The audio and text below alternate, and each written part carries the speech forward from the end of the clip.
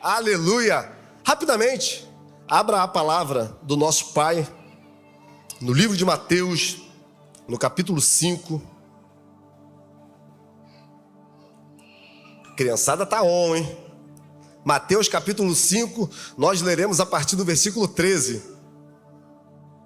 Está escrito assim: vocês são o sal da terra, mas se o sal perder o sabor, como restaurá-lo? Não servirá para nada, exceto para ser jogado fora e pisado pelos homens. Vocês são a luz do mundo. Não se pode esconder uma cidade construída sobre um monte. E também, ninguém acende uma candeia e a coloca debaixo de uma vasilha. Ao contrário, coloca no lugar apropriado. E assim, a todos da casa irá iluminar.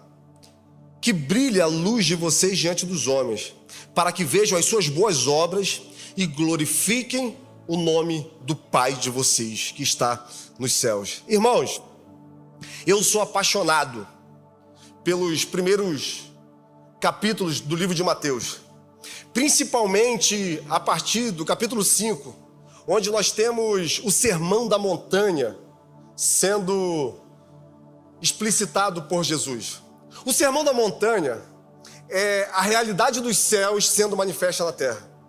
Para os teólogos, estudiosos, o Sermão da Montanha, ele traz dentro de si as características nos quais Deus olha para nós e principalmente mostra aquilo que Deus espera de mim e de você. Só que quando a gente percebe aquilo que Jesus está querendo mostrar, nós vamos sentir que existe uma expectativa no coração do nosso Pai ao nosso respeito. Jesus, ele não fala isso para homens que já estão experimentados. Jesus não fala isso para homens que já estão com muito tempo de ministério. Jesus não vira para homens que já passaram por diversas situações e fala: olha, vocês são o sal da terra, vocês são a luz do mundo. Não. Jesus fala isso para homens que estão começando uma caminhada ministerial. Jesus fala isso para homens que ele sabia que em algum momento iriam temer, iriam para longe, iriam negar, homens que iriam duvidar. São para esses homens que essa palavra é liberada. Isso mostra para nós que Jesus, sabendo tudo aquilo que aqueles homens enfrentariam, decide já no início do seu ministério dar verdadeiramente uma identidade aos seus discípulos. E é isso que ele deseja fazer com a gente nesse tempo. Jesus deseja que você entenda tudo aquilo que ele espera de você. Jesus deseja que você perceba que existe uma expectativa nos céus ao seu respeito, que você não está vivendo nessa vida por acaso, que mesmo que você se forme em alguma área, mesmo que você tenha objetivos, e isso não é errado, em todo lugar que você for inserido, a luz de Deus tem que brilhar através da sua vida para que todos percebam o reflexo da glória dele. Nós não estamos na terra por acaso. Existe um propósito, existe algo que foi sonhado no coração de Deus ao nosso respeito.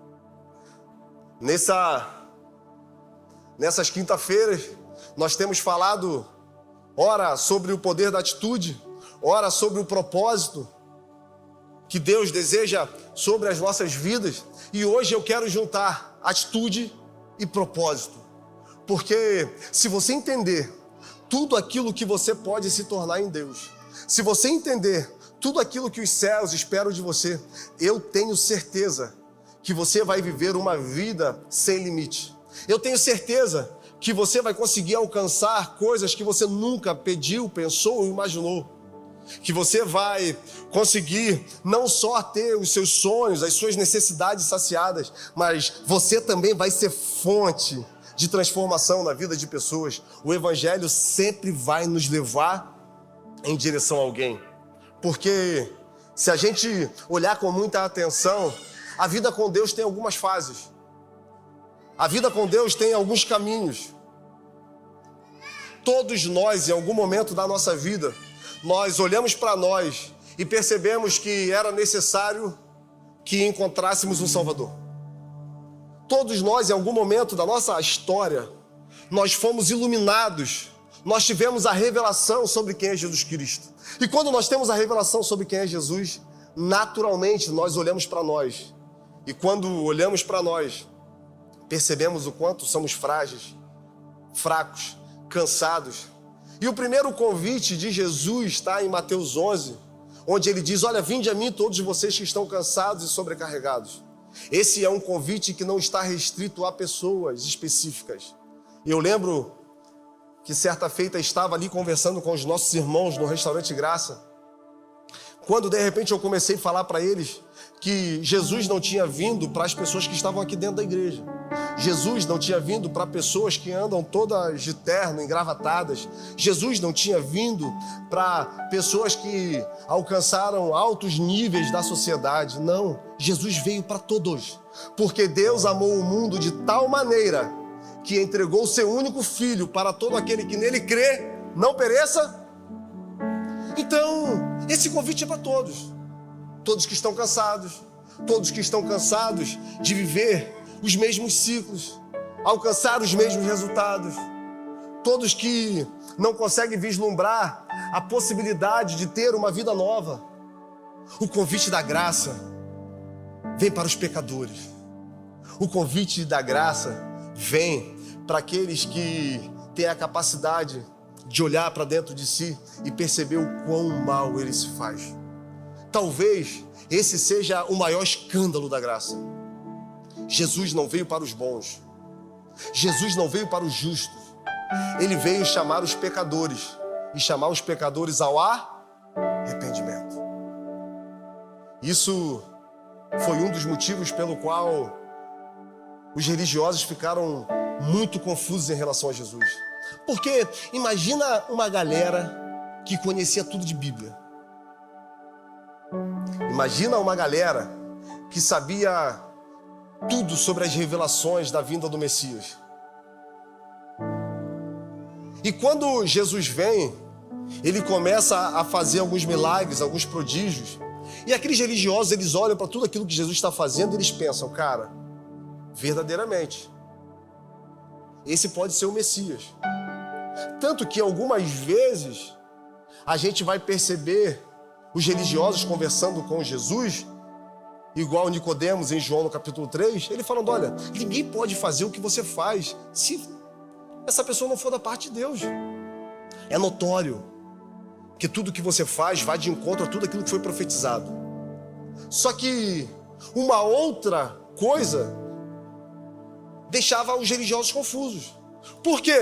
Porque mesmo Jesus cumprindo tudo aquilo que tinha sido profetizado, Jesus andava com pessoas que estavam à margem da sociedade. Jesus andava com pessoas que no olhar dos religiosos não eram dignas de estar perto dele. Jesus tocava leproso. Leproso era considerado um amaldiçoado. O leproso, ele era excluído da sociedade, ele tinha que ficar dentro de um leprosário. Jesus, ele tocava numa esquife. Quando a viúva de Naim perde o seu filho e tem um encontro com Jesus, Jesus vai lá e toca. Para os religiosos era uma loucura. Afinal, quando você toca em alguma coisa imundo, o que você se torna? Um imundo. Só que com Jesus era diferente. Ele encontrava com os pecadores e os pecadores eram restaurados. E depois dessa restauração, esses homens andavam com ele. Imagina na cabeça de um fariseu entender que Jesus, para uma caminhada ministerial, chama um publicano, como Levi, também conhecido como Mateus. Um homem que tinha traído a nação, um homem que era motivo de vergonha, um homem que nem a família queria perto porque tinha se aliado a Roma. Imagina para Jesus quão difícil era andar com mulheres igual ele andava com Maria Madalena, que a própria palavra vai dizer que era uma prostituta. Só que a partir do momento que ela tem um encontro com Jesus, a vida dela muda. E essa é a principal característica das pessoas que têm um encontro com ele. A vida é transformada. Quando nós temos um encontro com Jesus, Não existe a possibilidade de continuarmos andando na mesma direção. Porque quando começamos a aprender dele, quando começamos a perceber o quanto ele é justo, quando começamos a sentir o peso do seu jugo que é suave, do seu fardo que é leve, a nossa vida é transformada. A gente acaba deixando as coisas que para trás ficaram e nós prosseguimos para o alvo. Então, o primeiro momento da nossa vida com Deus é o momento que nós vamos até Ele. E, irmãos, Ele não faz acepção de pessoas. Ele te ama do jeito que você é. Ele sabe justamente quem você é, de uma forma íntima. E mesmo assim Ele decidiu te amar. Mesmo assim Ele decidiu me amar. Talvez, por alguém bom, alguém tivesse até vontade de morrer, mas Deus prova o seu amor conosco, entregando Jesus para morrer numa cruz quando nós ainda éramos pecadores. Isso não tem como entrar na mente do homem. Não tem como entender Jesus chamar um assassino para andar perto dele. Isso para nós é inalcançável. Uma das histórias que mais me fascina na Bíblia, eu não sei se você tem um personagem preferido, eu não sei se você tem alguém que te inspire. Eu tenho um personagem que me inspira muito. O nome dele aparece pela primeira vez em Atos, no capítulo 7. Todo mundo vai achar que é Estevão, mas não é não. Estevão era um jovem cheio do Espírito Santo. Estevão tinha muita sabedoria. A palavra vai dizer que ele discutia com os religiosos. Só que ele tinha tanta habilidade nas palavras, ele era tão tomado pelo Espírito Santo que os religiosos não tinham condições de debater com ele. Então, eles arrumam falsas testemunhas e afirmam que Estevão está blasfemando contra o templo e contra Moisés. Então, ele é preso, ele faz a sua defesa. E logo depois de fazer a sua defesa, confrontar o sistema religioso da época, os religiosos decidem levar Estevão para fora da cidade e apedrejar Estevão. Estevão então fita os seus olhos nos céus e ele percebe que os céus estão abertos. E ele diz: olha, eu vejo os céus abertos. Eu vejo o Filho do Homem sentado do lado direito do Deus Pai. Nesse momento ele é apedrejado. Ele é açoitado até a morte. E a palavra vai dizer que existia um homem que estava autorizando tudo aquilo acontecer com Estevão. E o seu nome era Saulo.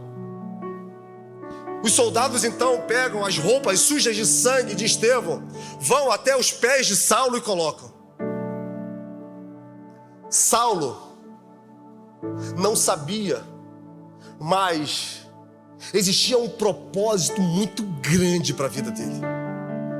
Talvez você olhando assim para a sua vida, você não consiga imaginar o que Deus pode fazer através de você. Talvez olhando para a vida de um filho que hoje está preso às drogas, à bebida. Talvez olhando para a vida de uma filha que hoje está presa nas baladas da vida, aos relacionamentos frustrados. Você pensa, é o fim, não dá. Mas você não imagina o que Deus pode fazer. Saulo então pega e a palavra vai dizer que ele aspirava a ameaça de morte contra os discípulos de Jesus. Paulo, ele odiava tanto os crentes, os discípulos de Jesus, que ele vai e pede uma autorização ao governador para matar, para prender quem ele quisesse. E o governador dá. Então Saulo vai em um caminho em direção ao porto em Damasco, quando de repente uma grande luz brilha, bum!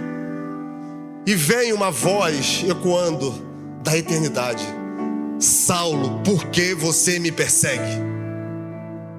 A palavra vai dizer que ele cai no chão, assustado, e pergunta: quem é?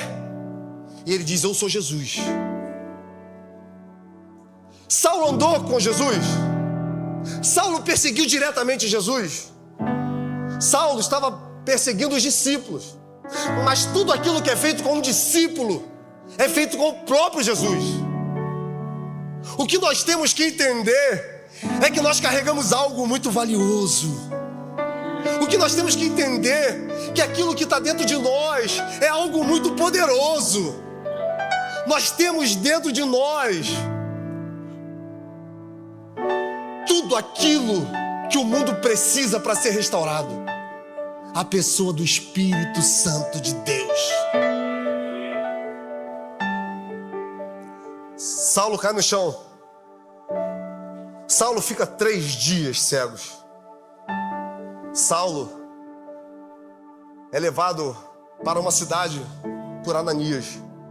E esse Saulo, você que não conhece, vai ouvir referências depois sobre ele, com o nome de Paulo, o maior pregador que a terra já ouviu, o maior plantador de igreja que já pisou nessa terra, o homem que não andou com Jesus, mas teve a capacidade de entender tudo aquilo que foi passado pelos seus discípulos a ele. 70% do que nós lemos no Novo Testamento foi escrito por ele. Um homem que no olhar humano merecia rejeição, merecia morte, merecia sofrimento e dor. Mas quando teve um encontro com Jesus, irmãos, o encontro com Jesus muda tudo. O encontro com Jesus muda tudo. Só que o problema é que muitas vezes nós paramos nesse encontro. Nós achamos que é suficiente esse primeiro momento. E nós nos contentamos em apenas ir até Ele.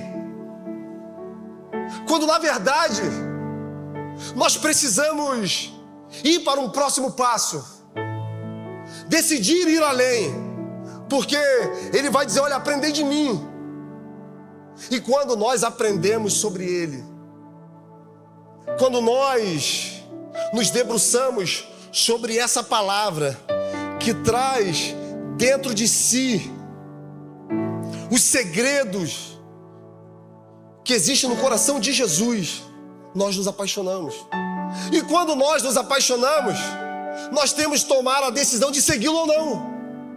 Porque no primeiro momento eu vou até Ele. E em Mateus, no capítulo 16, Ele vai dizer, olha, agora, se você quiser me seguir, negue-se a si mesmo. Tome a sua cruz e me siga. Perceba que eu fui até Ele. Agora Ele me convida para andar com Ele. Só que esse andar com Jesus exige renúncia. Exige carregar uma cruz. Exige abrir mão de alguns sonhos. Exige deixar alguns projetos de lado. Reputação. Seguir Jesus não é um caminho simples e muito menos fácil. Porque necessariamente, para fazer a vontade dele, nós vamos ter que negar as nossas. Um dos textos mais incríveis para mim da palavra, vocês vão perceber que tem vários textos incríveis para mim. Porque às vezes eu falo assim, dos textos mais incríveis, eu penso, meu Deus, eu já falei isso. Então todos os textos são incríveis. Mas um é muito especial. E está lá em Filipenses, no capítulo 2. Quando Paulo diz assim, tenha em vós o mesmo sentimento que houve em Cristo Jesus, que mesmo sendo Deus, não teve por usurpação ser igual a Deus, mas tomou a forma humana, se tornou semelhante ao homem e foi obediente até a morte de cruz. Então, se nós temos que ter o mesmo sentimento de Jesus, e se nós entendemos que Ele é o caminho, a verdade e a vida, eu tenho que segui-lo, mas não pode ser de qualquer jeito. não pode ser de qualquer forma. Tem que ser carregando uma cruz. E a cruz representa um sacrifício próprio. A cruz, no tempo de Jesus, era usada para os piores tipos de pessoas. Uma pessoa que era pendurada numa cruz, ela estava ali servindo de exemplo para outras, para que eles não fizessem as mesmas coisas, porque era agoniante, angustiante, era vergonhoso, era doloroso, era violento.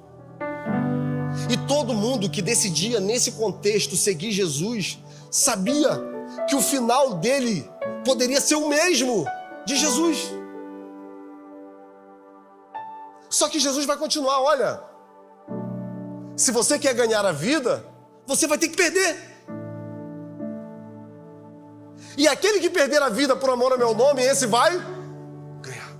Calma aí, Glautinho, aí é doideira. Se você quiser ganhar a vida, vai ter que perder.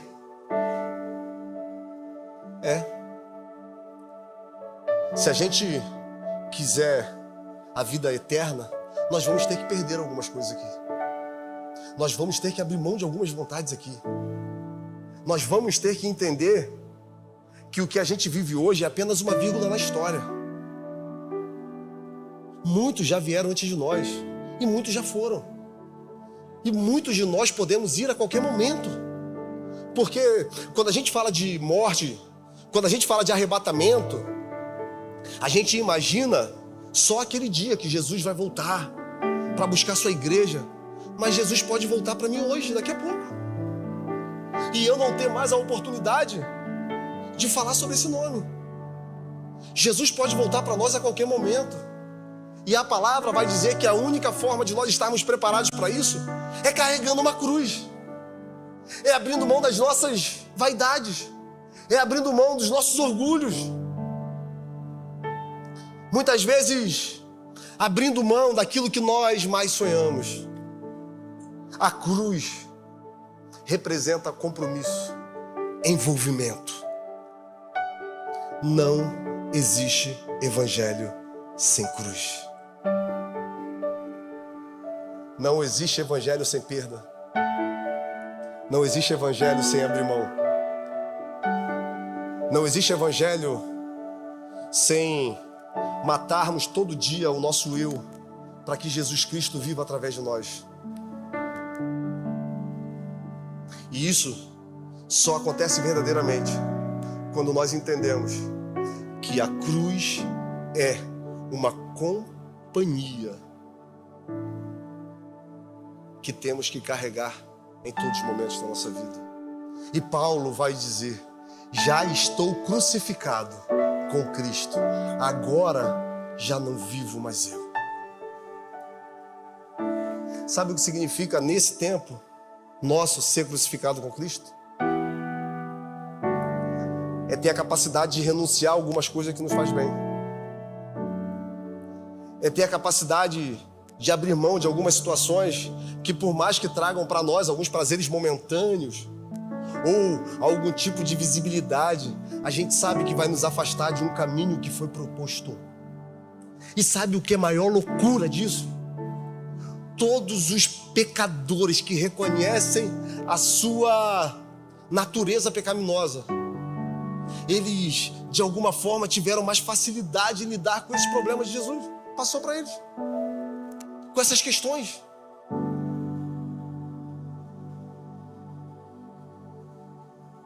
Eu não sei o que você precisa abrir mão. Eu não sei o que está te roubando desse evangelho. Eu não sei o que tem tentado guiar a sua vida.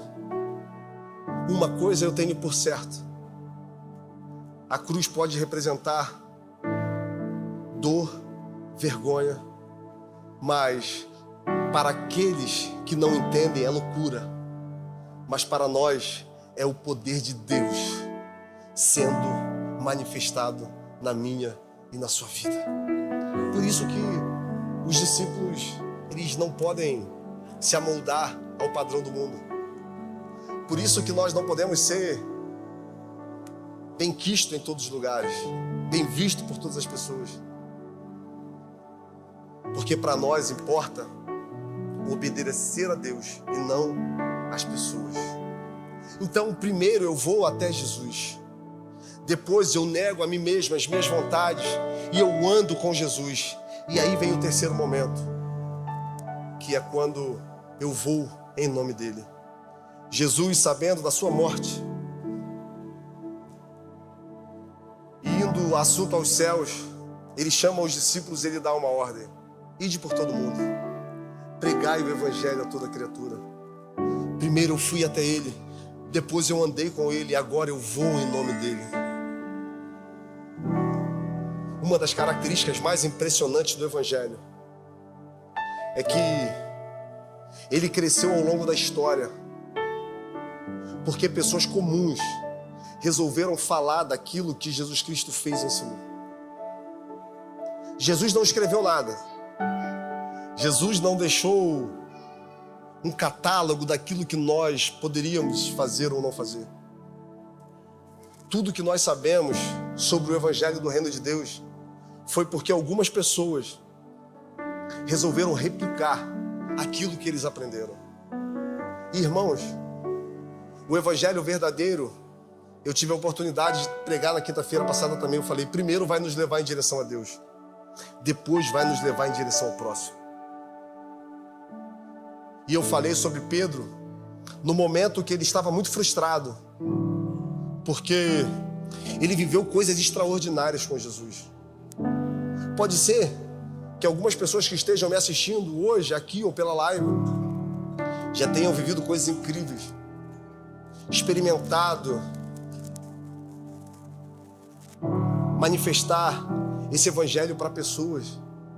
Quem sabe você já teve a oportunidade de ser usado como um canal onde a glória de Deus fluía e havia transformação ao seu redor. Pedro, ele foi chamado quando ele estava cansado de uma pesca mal sucedida, de uma noite mal dormida, sem alcançar os resultados que ele desejava. De repente ele é chamado para ser pescador de homem. E ele se coloca ali como líder do grupo. Ele vê Jesus fazer coisas extraordinárias. Pedro está no Monte da Transfiguração, quando de repente a figura de Moisés e Elias resplandece diante deles e se prostra diante de Jesus. Pedro, ele anda sobre as águas. Pedro, ele diz que morreria por Jesus.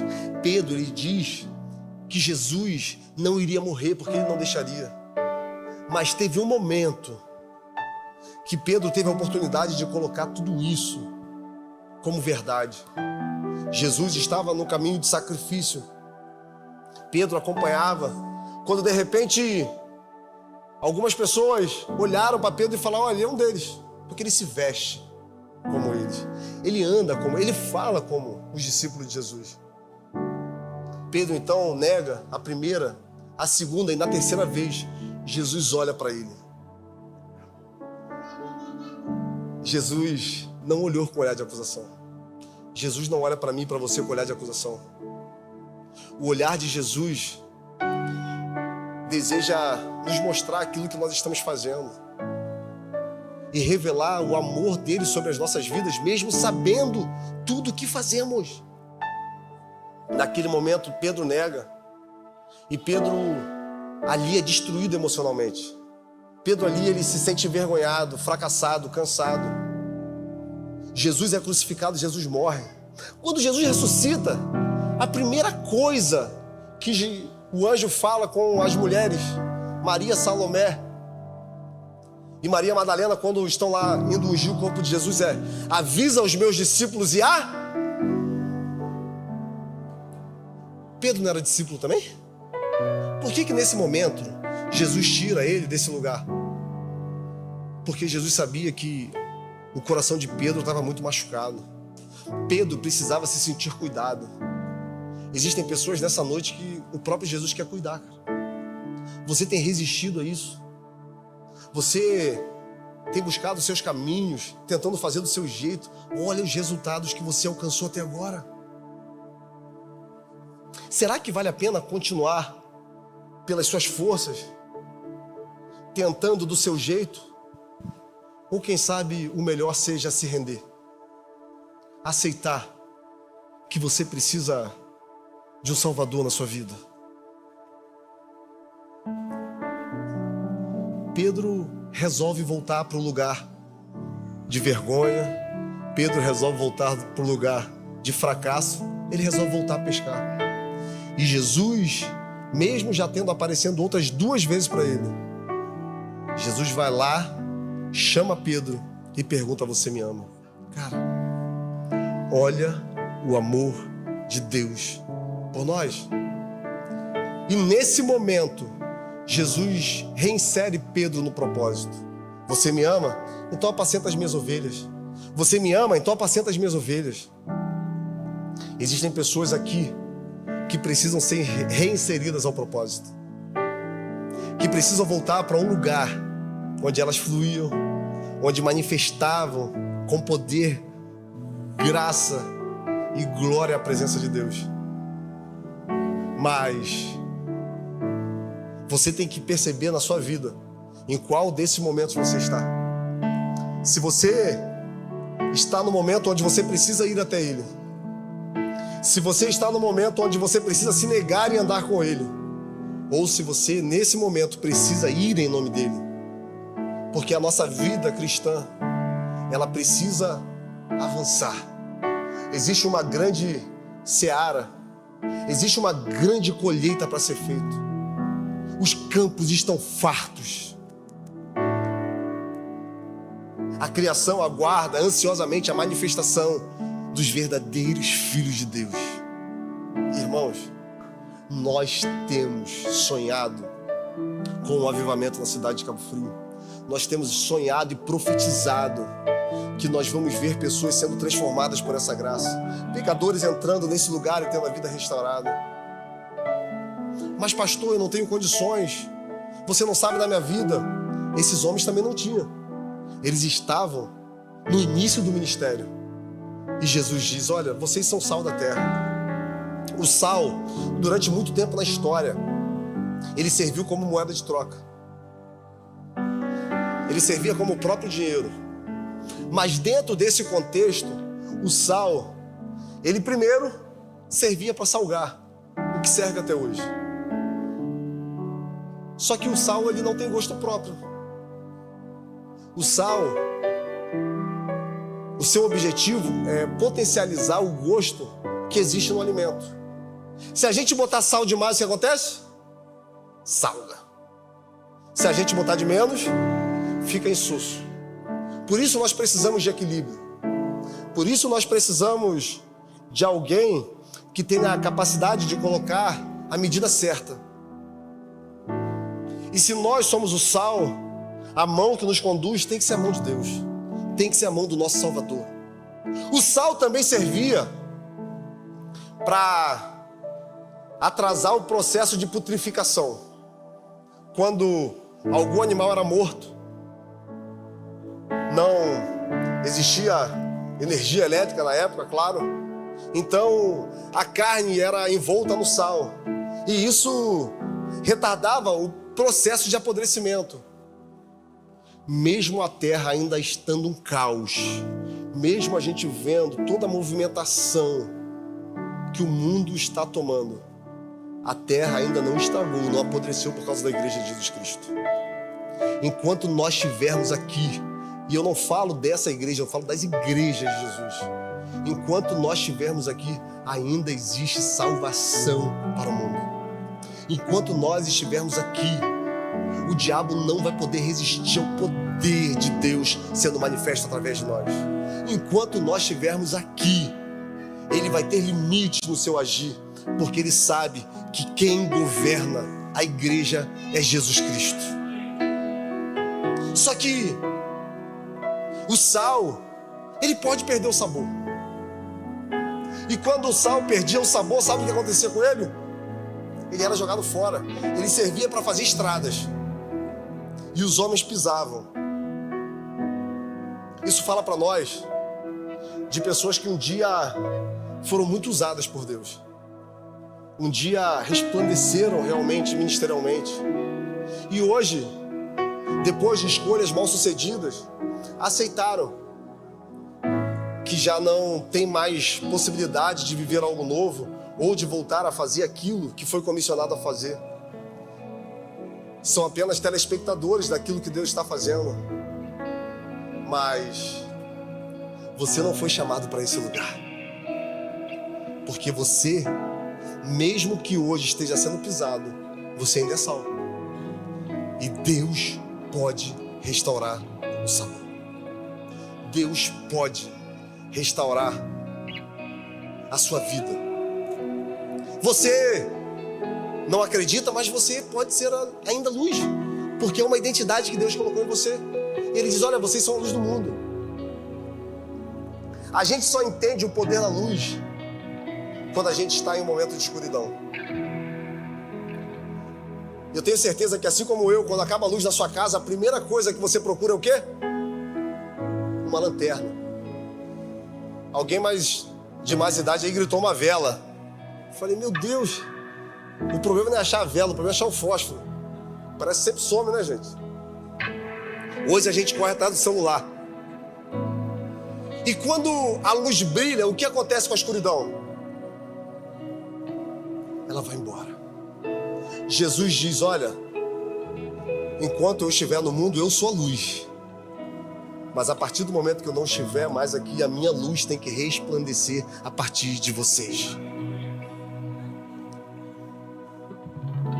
A luz, as trevas não têm o poder de conter. Se você entender a responsabilidade, o poder que isso carrega, Gênesis, no capítulo 1, versículo 1. No início criou Deus os céus e a terra. A terra era sem forma e vazia. Havia trevas pela face do abismo. E o Espírito do nosso Deus pairava sobre a face das águas. E disse Deus: haja luz. Quando a luz vem, a verdade aflora. Quando a luz de Deus nos ilumina, a glória dele resplandece sobre as nossas vidas. Mas isso tudo tem um objetivo: para que as pessoas vejam, para que as pessoas tenham acesso à glória de Deus, para que aquele que está sem esperança tenha novamente esperança, para aquele que está andando por caminhos tortuosos consigam enxergar um destino, para aqueles que estão cansados terem o vigor renovado, para aqueles que estão caídos se colocarem de pé, para aqueles que desejam a morte encontrar a vida, para aqueles que estão desesperados encontrar a esperança. É isso que nós carregamos dentro de nós. E a pergunta que eu tenho para você hoje é: o que você tem feito com essa luz que existe dentro de você?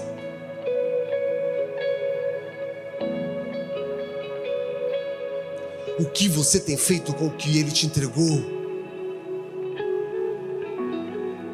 O que você carrega é poderoso demais para você conter.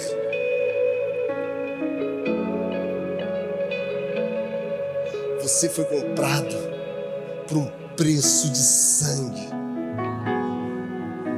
E agora a sua vida pertence a Ele.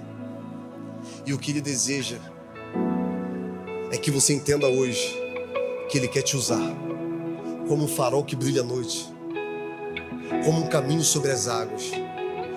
O que Ele deseja nessa noite é que você entenda que existem pessoas ao seu lado desejosos pela manifestação de Jesus Cristo. Esse Jesus Cristo está dentro de você. Mas pastor, eu já cumpro o meu chamado, eu canto, eu toco o teclado. Esse é o chamado secundário. O que todos nós fomos chamados para fazer é revelar Jesus Cristo, é pregar o seu nome. E eu quero te convidar a ficar de pé. E eu queria te convidar a fechar os seus olhos nesse momento.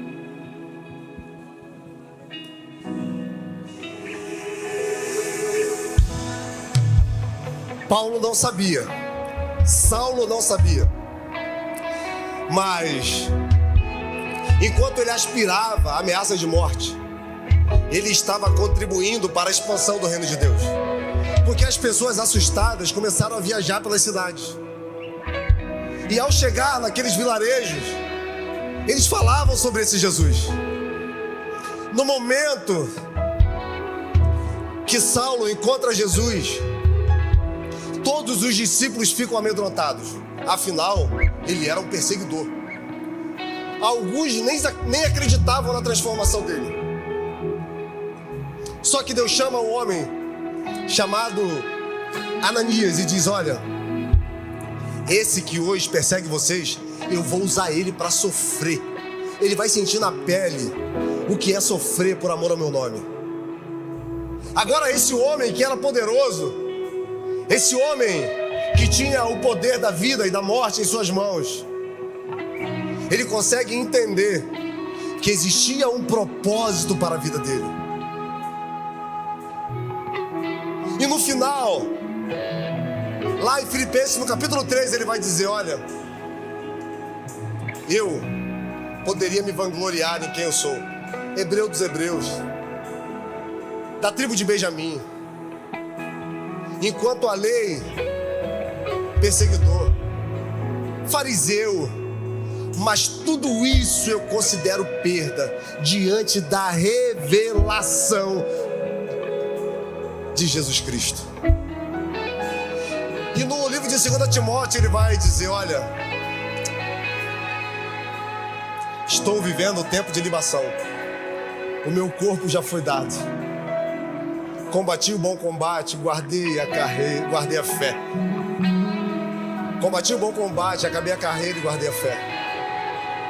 Ele chegou no final da sua vida e percebeu que no momento que ele teve um encontro com Jesus, ele foi inserido em um propósito e ele teve a atitude de fazer tudo aquilo que Jesus tinha determinado para ele.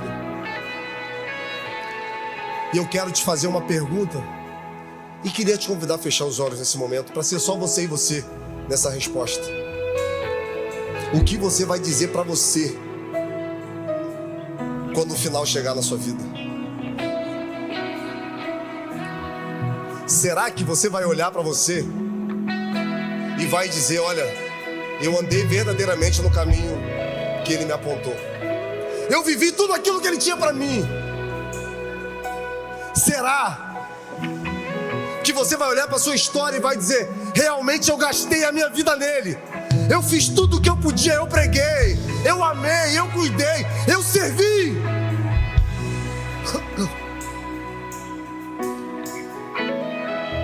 Se você perceber que o caminho que você está seguindo não vai te levar para esse lugar, hoje é uma bela oportunidade para você mudar de direção. Hoje é uma bela oportunidade para você ser reinserido no propósito. O título dessa mensagem é No Caminho do Propósito. Eu tenho certeza que nem olhos viram, nem ouvidos ouviram, jamais penetrou no coração do homem aquilo que Deus preparou para mim e para você. Só que para vivermos isso, nós temos que abrir mão do controle. E eu queria orar com você. Nós já estamos com o tempo esgotado, estourado. De repente, nessa noite, você entra aqui e precisa tomar a melhor decisão da sua vida. Você percebe que a luz brilhou para você e você precisa se render a esse Salvador. Se o Espírito Santo falou com você e você deseja reconhecer Jesus hoje, eu queria que você erguesse uma de suas mãos aonde você estiver. Amém. Acenda a nave para mim, por favor. Nós temos uma irmã que levantou a mão aqui. Permaneça com a mão erguida. Você que já viveu nesse lugar e sabe que hoje está distante, que precisa voltar, eu queria que todos fechassem os olhos. Agora é você com você, cara. Se você entende que precisa voltar para um lugar, eu queria que você erguesse também uma de suas mãos. Amém, minha irmã. Amém, minha irmã. Você que hoje teve os olhos abertos e quer viver uma vida nova, diferente, eu queria que você também levantasse suas mãos. E nós vamos orar. Amém, minha irmã. Amém. Espírito Santo, muito obrigado, Pai, porque o Senhor está chamando a igreja para um realinhamento. O Senhor tem nos provocado a viver um propósito. Nós temos declarado que 2024 passou e nós deixamos de viver algumas coisas no Senhor porque nós não percebemos aquilo que o Senhor queria. Mas hoje essas mulheres resolvem ser reinseridas no propósito, aceitar o Senhor como Deus da vida delas, voltar para o lugar que elas saíram. Eu quero te pedir que o Senhor venha confirmar essa palavra no coração delas. Eu quero te pedir, Pai, que todo aquele que teve o coração aquecido, que percebeu que essa mensagem era uma mensagem de convite para viver algo novo, possam sair daqui diferentes, mesmo com as mesmas lutas, mesmo com as mesmas situações, mas com uma certeza, que agora eles vão viver verdadeiramente o que o Senhor separou para eles. Nos leve na sua paz, nos guarde, Pai, dos homens maus, lance os nossos pecados no mar do esquecimento, nos guie por esse caminho, porque mesmo que seja um caminho difícil, nós não retrocederemos, nós não voltaremos, nós não deixaremos de viver tudo que o Senhor tem para nós. Que o amor de Deus, que as doces e boas consolações do Espírito Santo seja com você e com todo aquele que espera a volta de Cristo. Você que pode, aplaudar Jesus. Vá em paz, que Ele te abençoe.